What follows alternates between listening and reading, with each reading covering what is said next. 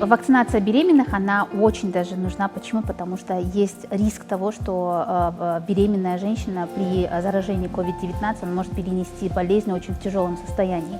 Есть риск госпитализации, есть риск преждевременных родов, есть риск попадания именно в реанимационные какие-либо мероприятия, есть риск вентиляции легких. То есть это все усугубляет состояние. И так, впрочем, естественным путем во время беременности иммунитет женщины подавляется естественным путем для того, чтобы вынести все 38-42 недели плода. При этом дополнительное заражение COVID-19 – это больше идет нагрузка именно на организм человека, то есть беременных. Поэтому прививаться именно беременных – это очень крайне необходимо.